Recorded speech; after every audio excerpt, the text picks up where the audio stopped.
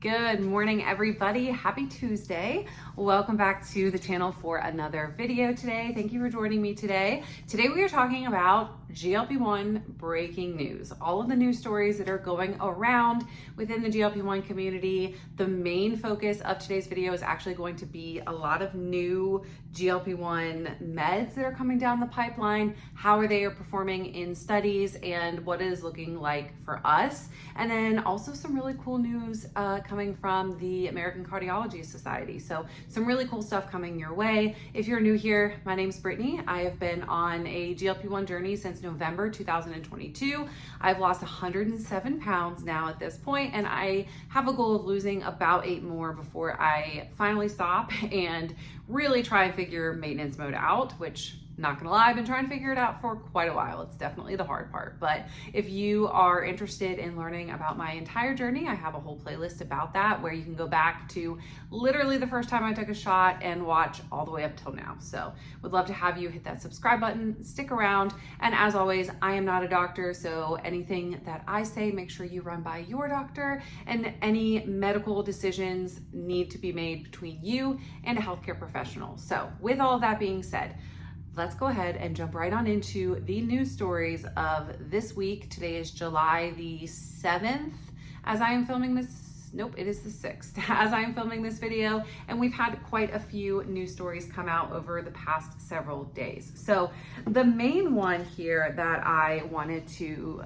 talk about, like I said, was some newer medicines coming down the pipeline. Now, most of this information I actually got from my friend Melissa, Chasing Sunshine. I've mentioned her in the last couple of videos now, like maybe I'm fangirling on Melissa, but she sent me a really interesting article. I believe it was from the Cancer Obesity Coalition, COC, where she subscribes to their weekly newsletter, and within it, it'll talk about GLP-1 things that are going on. And there was a lot of really good stuff about, like I said, the future of GLP-1 medicines within that article. So that is where I am pulling a lot of this information from, and I will try, if I can link it, I will try to link it down below if you want to go read more in depth about it.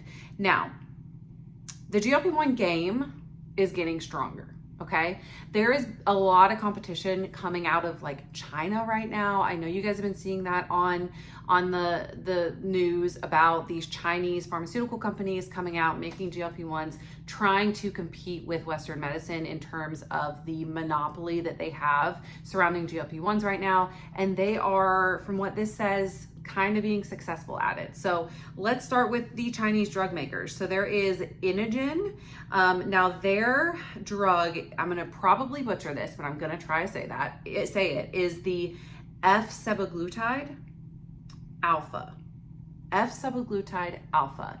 And this drug showed really promising results in a current phase 3 trial where 7% of body weight was lost within 4 weeks, which is pretty big. I believe the 52-week mark for tirzepatide is like 20%. So 7% over 4 weeks is actually a lot. Like that's, I mean, I'm wondering like how far that will continue, but is not currently covered yet. So this one is, they're trying to get this one covered by the end of 2026. However, there is another one by the company Innovents. So the first one was Inogen's, this one is Innovents. Theirs is called Mazdutide, which was developed in partnership with Lilly. But from what I can gather, Lilly does not own them. Lilly just sort of invested in it with Innovents. So it was developed with Lilly. So I guess we are sort of talking about Lilly here again, but it is actually already approved in China after showing an 8% loss over the course of 24 weeks, which is nowhere near as good as the F-semaglutide alpha that showed 7% over 4 weeks. So all this to say, there are a lot of really promising ones coming out of China that, again, are going to try and compete with Western medicine in terms of GLP-1 monopolies that we all know they very much so have right now. And so it's interesting. We'll see if this one that is approved in China moves further west, or if it just stays approved in China, and how this one up and coming continues to go.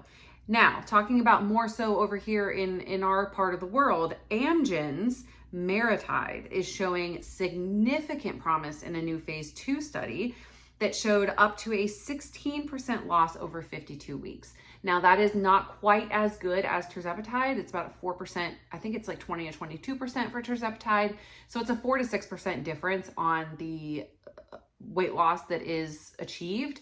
However, what makes MariTide really interesting, in my opinion, is the fact that it is actually only a once monthly injection. So you would only have to take this shot one time a month as opposed to every single week with Wegovy or with tirzepatide or whatever with a lot of the other ones, which I think is really promising. Like for me personally, I think that if I only had to take a shot once a month as opposed to once every single week, and it only made up a like 4% difference, when I know that if I continue on the journey, I probably will lose that 4%, I think that I would go with that option. But again, I'm not a doctor and I'm speaking about myself personally, but 1 shot a month sounds a whole lot better to me than 4 shots a month. Although shots don't really matter to me anymore. It's like second nature now to just like jab myself, you know? Anyway, so I found that MariTide one actually really promising and really interesting. I am here for the pills like orforglipron, and I'm also here for once monthly injections. Let me just tell y'all that medical terminology was not my strong suit in college. I did take it because I do have some medical background, still not a doctor, but it was not my strong suit. I probably still have my med term book somewhere that I could like pull out and allow it to help me do things. But yeah, anyway, not my strong suit in college. Let's just say that. Okay, now moving on to the American Cardiology Association, which I think this is really, really a turning point in not only obesity treatment, but also in the thought process surrounding GLP-1 use, okay? So they have now come out, the American Cardiology Association has come out and said that GLP-1 treatment should be a first line treatment option to treat obesity and obesity-related health, or in a result, obesity-related health conditions. So what they're saying is they see somebody in their office in cardiology that is obese, right? And then they decide, you know, they're obese, but maybe they haven't had the heart attack or the stroke yet. Maybe they're having some AFib or something, right? They're going to be using GLP-1 therapy as a first-line treatment to get obesity under control before any of those other things happen. And why this is so significant is because they're not saying add GLP-1 into the mix of the other treatments. They're saying it is the treatment, the first treatment that we should go for, that every doctor, every cardiologist should reach for, in front of regular diet and exercise and lifestyle changes, in front of weight loss surgery, in front of all of those other things that we have been using for so many years and failing at, right? They are now going to be utilizing GLP-1s as a first line treatment. What I think about this is that it's amazing, right? Because I don't think they're necessarily, and I know you guys will agree as well, they're not saying don't diet and don't exercise, right? What they're saying is GLP-1, if you start with that first, if you start with Wegovy, which a lot of cardiologists love, that's the one that is approved for lowering heart attack and stroke risk. But say we start with Wegovy, and then their food noise goes away, and then their cravings go away. And so then naturally their lifestyle changes. And so it kind of, what they're saying is that you can take that and it can lead into better lifestyle changes and overall health, and diminish all of the things that can happen if you just stay stuck in the disease of obesity, which we all know again that it is. Did you know that most major health organizations now consider obesity a disease? The World Health Organization, the American Health Association, and the Obesity Coalition, they all have said that obesity is classified as a disease now. So that's pretty cool. What I think of when I see this, when I see major health organizations acknowledging obesity as a disease, and when I see cardiologists who are like, you know, taking care of your literal heart, right? Like the thing that your heart and your brain, those are the most important things. They make everything else work, right? So if we have the cardiologist saying this GLP-1 should and can be used to treat all of these other things and to help prevent all of these other major fatality leading things, it makes me feel like society in the professional world, at least, is coming around to GLP-1s. Because for a while it was like a lot of even doctors had the bad views, right? Like they didn't want to prescribe GLP-1s, or they wanted their patients to diet and exercise. They wanted their patients to get gastric bypass. They wanted to do all the other things that they had been taught about in medical school, right? Because they weren't taught about GLP-1s in medical school. So I feel like we're coming a little bit of a full circle now to the point where professionals are starting to get it. Now, if we could just get the price under control, and if we could get, non-professional Redditors under control and not just coming at us, calling us cheating. I made a TikTok the other day, and this isn't news, obviously, but I made a TikTok the other day where, it just like spoke to me when I was doing it. But essentially I was saying that the people that are coming at you and saying that GLP-1s are cheating, or that you're taking the easy way out or whatever, they were perfectly okay with you trying and failing all of the other things that you've been trying and failing, right? Like they were fine with you being unhealthy. But now that you are trying to get healthy through a way that is proven and continues to be proven to get healthy in multiple ways, then suddenly you're cheating, and you don't deserve your health benefits because you cheated to get there. And so I think that when somebody says you're cheating on a GLP-1, they are saying all they need to about how they feel about your health and whether or not they care about how healthy you are. And I just want you guys to keep that in mind. If somebody comes at you and says that, those people shouldn't hold a weight to you and your health and what you're doing for yourself. So if the professionals are saying that it's safe and that we're getting healthy and that we're doing positive things, then we have to kind of take everything that all the other people, all the naysayers are saying who don't know what they're talking about, and just kind of push it off to the side. And I know that's easier said than done, but that's what I've been trying to do as of late. And then the last thing that I wanted to talk about or a couple of things actually. There are currently, my friend Allison actually pointed this out to me. There are currently 42 different health ailments. So that could be, headaches, that could be alcoholism. I know those are two of them. Migraines and alcoholism are addiction centers of the brain, whatever. Over 42 that are currently being studied, or the studies are about to start for treatment with GLP-1s. Did I say that the way that I meant to say it? So essentially, they might come out after the studies and say GLP-1s can be used to treat an additional 42 different things. I just think that is absolutely amazing. She actually has a link.